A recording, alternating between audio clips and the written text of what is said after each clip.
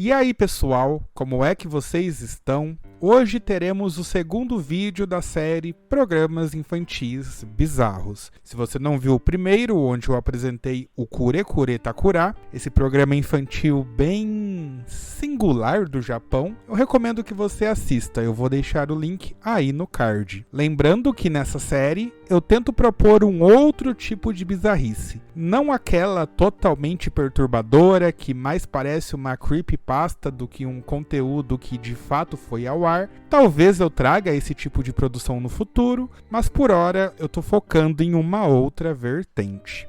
Hoje eu quero falar sobre Pop the Performer, outro programa infantil do Japão que no início me deixou totalmente desconfortável, mas que ao mesmo tempo me fisgou de uma forma que eu nunca imaginaria. Quer saber o motivo? Então não deixe de conferir o vídeo até o final. Pop the Performer foi uma série de curtas produzidos em CGI que foi ao ar no canal Kids Station, guarde esse nome, Kids Station, no Japão, no início dos anos 2000. O programa foi produzido pelo casal Ryuji Masuda e Wakako Masuda e mostrava diversas situações que ocorriam nesse cenário circense, onde Pop, Kedamono e Papi trabalhavam. Já já eu farei um overview de cada personagem, mas só para que vocês entendam a dinâmica, cada episódio tinha cerca de 5 minutos de duração e não seguiam uma linha cronológica por temporada, ou seja, cada episódio apresentava uma história fechada e única. O que realmente chama a atenção aqui é que o enredo mostrava esses personagens sendo mortos ou violentados das mais diferentes formas possíveis. E aqui não tinha um padrão específico. E é nesse ponto que esse desenho animado supostamente voltado para crianças acaba se destacando dos outros. Sim, ele era violento. E talvez seja um dos desenhos animados mais violentos que eu já assisti, pois é uma violência que não chega a ser totalmente gráfica, mas que é crua. Crua o suficiente para deixar o espectador de queixo caído. Esse programa nasceu depois que o Ryuji Masuda decidiu que queria fazer uma animação em computação gráfica. Ao mesmo tempo, o canal de TV Kids Station tinha uma janela de 5 minutos que precisava ser ocupada. Com isso, o Ryuji propôs de produzir uma animação em CGI para o canal topou, mas liberou um orçamento minúsculo de 100 mil ienes por episódio. Esse valor é realmente muito baixo.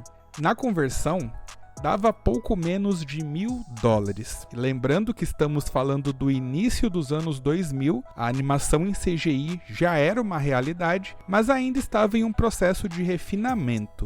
Grandes estúdios já entregavam obras que estão incríveis até hoje, mas mesmo assim, se tratava de uma técnica que ainda estava sendo muito experimental, principalmente com as produções voltadas para a televisão. Outro detalhe impressionante é que a produção da série começou 3 meses antes da transmissão oficial, então além da limitação técnica e do orçamento baixo, eles também estavam correndo contra o tempo. Mas enfim, um ponto que eu não comentei e que também é muito importante foi o fato de que Ryuji alegava nunca ter assistido ao canal Kids Station, ou seja, ele não sabia qual seria o público-alvo da atração. Apesar do título meio que entregar isso, né? Kids Station. Mas enfim, por não saber ao certo o que esperar, ele meio que fez o que ele queria fazer, sem limites e sem se preocupar muito com a recepção. O resultado? Bom, talvez ele tenha pesado um pouco a mão na violência. Talvez.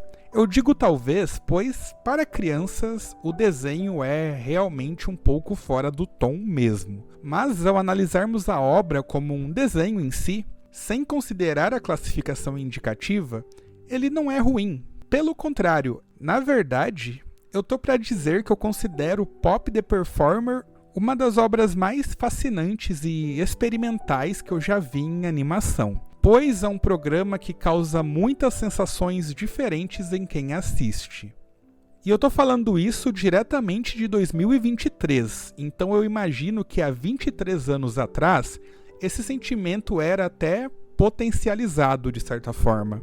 E o mais bizarro é que, apesar de controverso e de ter gerado muita polêmica no Japão, o programa foi um grande sucesso, e sim, não apenas entre os adultos, mas também entre as crianças.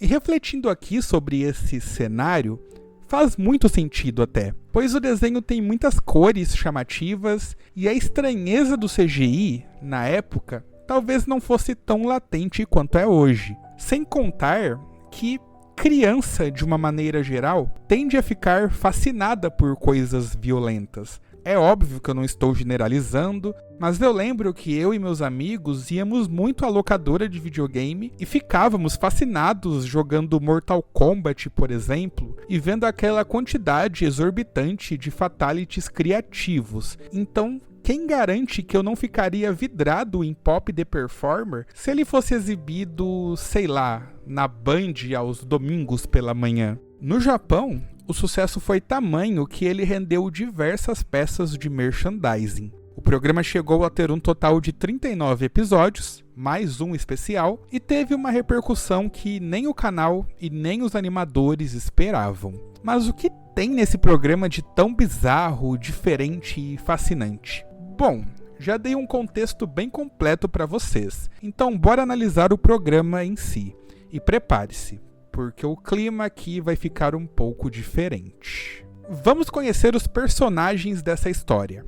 Pop é um aprendiz de palhaço do Wolf Circus. Ele tem cabelo loiro, olhos azuis, usa um macacão listrado com uma cauda meio felina e, claro, também usa um icônico chapéu de coelho rosa e anda com uma bolsinha azul. Ele é o foco do programa, geralmente parece ser bem-humorado, mas também tem uma personalidade meio invejosa, egocêntrica e inconsequente. Essas características fazem com que o personagem pratique uma quantidade quase incontável de atos violentos e bem questionáveis. É um comportamento que chega a ser assustador e que faz com que cada episódio escale para um nível de quase passar do ponto muito rápido.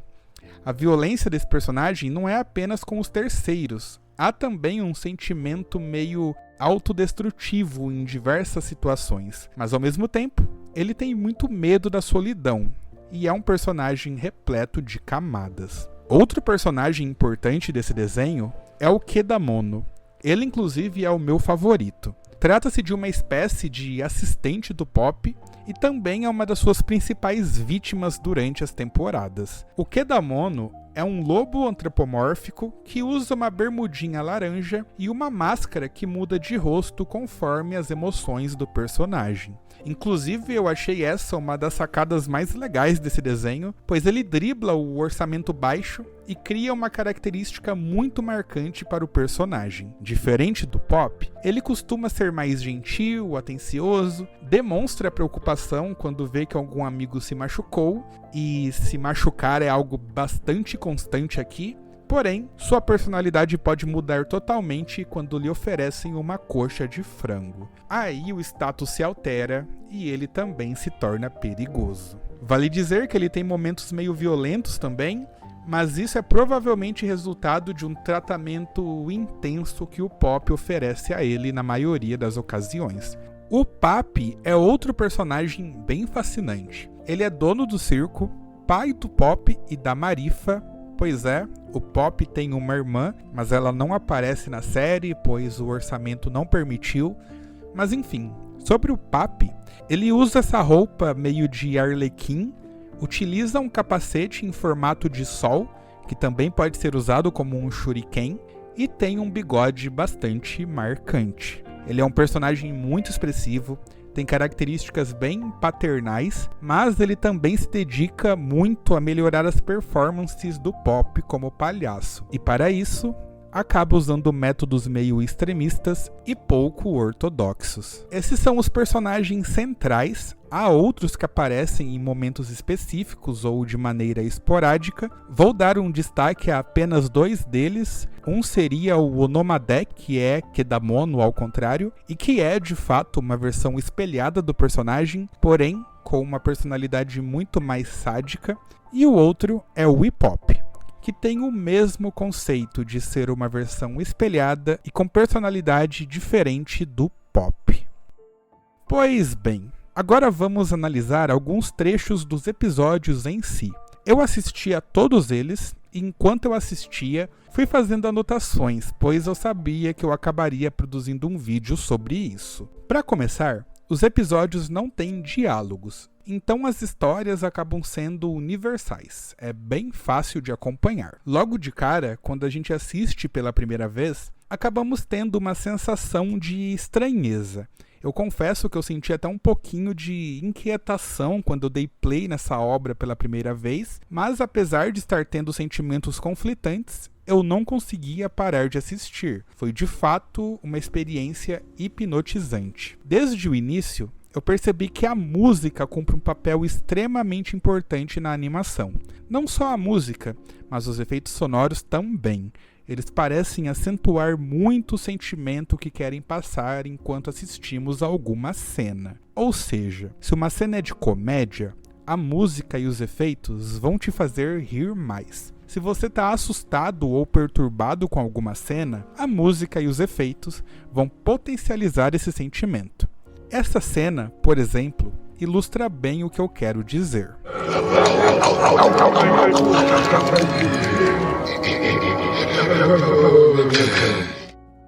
Notou como a música dita o ritmo da sequência?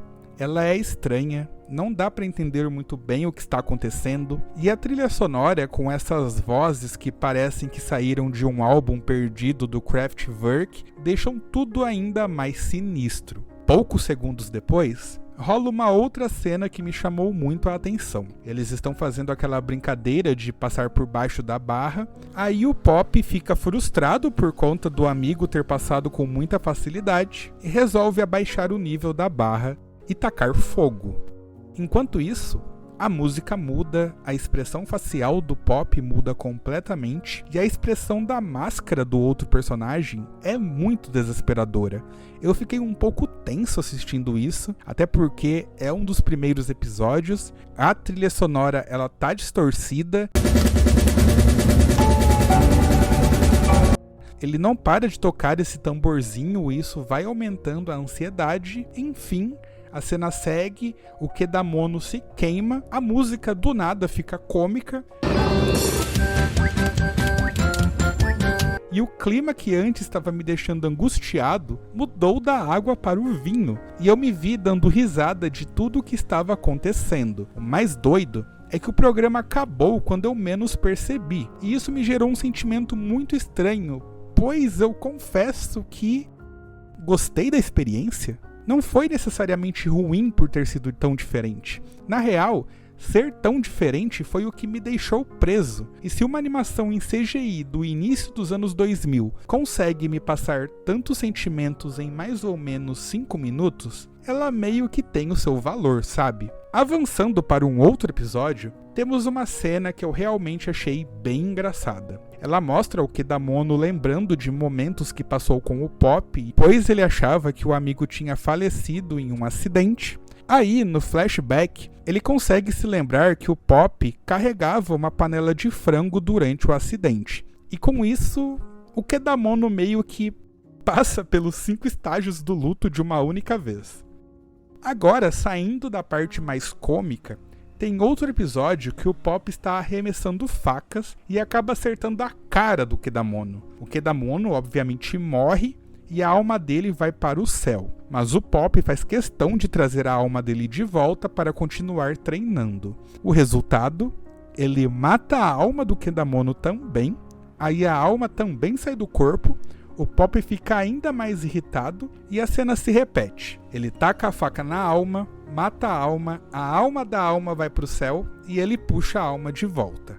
alma a alma, por muitas vezes. É um rolê que causa um desconforto tão grande porque é muito repetitivo, é muito esquisito, sabe? E aí o episódio conclui com uma cena onde ele taca a faca na parede, mas ela acaba batendo e voltando em direção a ele, acertando em cheio, bem na cara. Outra coisa que me chamou a atenção é a quantidade de armas de fogo que tem no programa. Talvez você até esteja pensando, desenhos antigos como os Looney Tunes, por exemplo, já contavam com armas de fogo desde a metade do século passado. Ok, mas primeiramente, no ano 2000 já não era tão comum assim. E segundo, tem uma diferença muito grande entre isso e isso. Essa cena ilustra muito bem o que eu tô querendo dizer. E o pior é saber de onde veio essa munição. Gente, o bagulho é doido. E no final, o protagonista ainda toma uma bala na cabeça. Jesus Cristo. Outra coisa que também rolava nos episódios eram aparições de elementos que definitivamente ninguém esperaria, como no caso desse carrinho com cabeça de elefante. Eu achei ele bem simpático, inclusive. Lá na frente vai ter um episódio em que o Pop, de uma forma totalmente horrorosa, tá cortando a tromba dele, mas o elefante vai e se vinga de uma forma muito justa. Não vou passar pano pro Pop, ele mereceu esse corretivo. Continuando, eu também guardei outra cena que mexeu bastante comigo. Em determinado episódio, rola o que, na minha opinião, seria a melhor representação de um sonho ou pesadelo que eu já vi em uma obra de ficção. Essa abstração com coisas que aparentemente não deveriam estar acontecendo é realmente impressionante. Aí começa a chover e os personagens acabam se afogando no maior estilo Sonic. A chuva não para e os personagens se veem submersos na água. Aí eles arrumam uma dinamite, explodem e acabam parando nas nuvens, dando muita risada. No final, a cena corta para mostrar que os três, na real, morreram.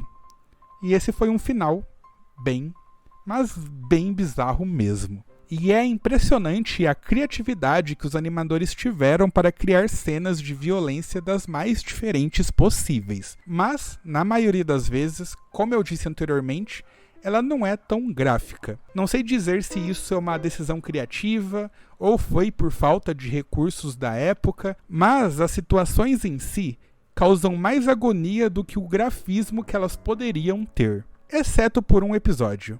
E esse será o último que eu vou comentar aqui. No caso, eu estou me referindo ao 11º episódio, chamado The Swallower. Aqui, o sentimento é, de fato, bem mais sombrio. A trama é simples, e mostra Pop apresentando seu talento de engolir espadas. Ele acaba se desafiando demais e, em determinado momento, joga uma espada muito grande para o alto, engole e acaba furando o corpo, deixando ele, de fato, empalado. O Pop estende a mão pedindo ajuda, o Kedamono tenta puxar pela alça, mas a alça acaba saindo por acidente. Aí ele tem a ideia de tentar puxar a espada amarrando ela em um caminhão, mas meio que não dá certo, pois ele acaba arrastando o Pop pelo chão. A situação vai escalando e o Pop tá lá sofrendo horrores, sendo arrastado pelo chão. Aqui o sangue é bem mais evidente do que de costume, e isso já causa uma sensação estranha também para quem viu os episódios anteriores.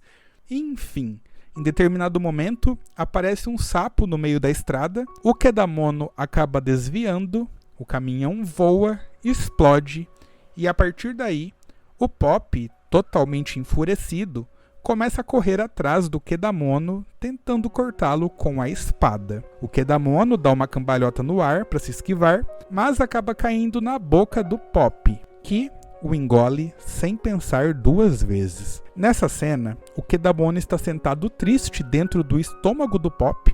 Aí ele nota uma luz se acendendo, que no caso era a boca do Pop, e aproveita a situação para tentar fugir. O Pop, com ainda mais raiva, engole o Kedamono novamente, joga a espada para o alto e abre a boca para engoli-la. O Kedamono assiste e grita de pavor, pois ele sabe que a espada vai acabar matando ele também. A cena corta mostra o Pop morto, preso na espada e girando enquanto o sol se põe. Esse realmente é bem pesado. Tanto é que o episódio foi ao ar apenas uma vez, e depois foi proibido de ser exibido, pois não se tratava apenas da violência mais gráfica que realmente existe nesse episódio, mas a natureza do episódio em si é bem mais dark mesmo. E, lá no Japão, acabou não pegando muito bem. Bem doido, né? Pois é. Eu só conheci esse desenho por conta de algumas imagens que eu via na internet, mas eu sempre tive um pouco de preguiça de começar a assistir. Se não fosse o canal, talvez eu nunca teria parado para prestigiar os episódios de fato. Confesso que eu fui assistir esperando algo sem graça e com pouco conteúdo, uma espécie de mockbuster perturbador sem muita substância, mas o que eu vi não foi exatamente uma obra ruim. Exótica? Sim. Complexa? Talvez. Ruim? Não. Eu não consigo dizer que é ruim. Dito isso, eu me surpreendi bastante com tudo. É uma experiência muito imersiva e, de certa forma, viciante. A animação é bonita? Não vamos exagerar também, mas a união de um orçamento baixíssimo com esse contexto abstrato e surtado de cada episódio meio que promovem um certo charme para a obra, sabe? Sei lá, eu não consigo me incomodar com esse aspecto visual. Eu acho que ele até complementa a experiência. No final das contas, assistir Pop the Performer é uma experiência que todo mundo que gosta de animação deveria ter pelo menos uma vez. O programa em si é bem bizarro, excêntrico, dá bastante medo às vezes, mas ao mesmo tempo é fascinante. A trilha, os efeitos sonoros, as histórias de certa forma, elas cumprem o papel de segurar o espectador. Então se torna um desenho muito fácil de assistir, de querer ver mais, apesar de, a princípio, não ser tão convidativo. E é uma sensação muito questionável. É bizarro admitir que eu me diverti com essa série, mas isso realmente aconteceu. Lembrando que eu estou falando como um adulto de quase 30 anos de idade. Pensando no público infantil, eu não consigo acreditar que seja um programa compatível com essa audiência. E sinto que é nesse ponto que o Pop the Performer chama tanto a atenção. Ele foi concebido para um canal majoritariamente infantil. Ele atingiu crianças e virou um personagem de sucesso na época. E tendo em vista tudo o que foi mostrado neste vídeo, acaba sendo compreensível que muitas pessoas não achem ele muito adequado para todos os públicos. De qualquer forma, Pop the Performer é uma obra que causa muitas sensações em quem assiste. Hoje ela é conhecida pelo fator creepy, o que também pode afastar muita gente, mas ao mesmo tempo ela também é bastante cultuada por alguns fãs de animação. E sim, eu acho que eu me incluo nesse grupo também.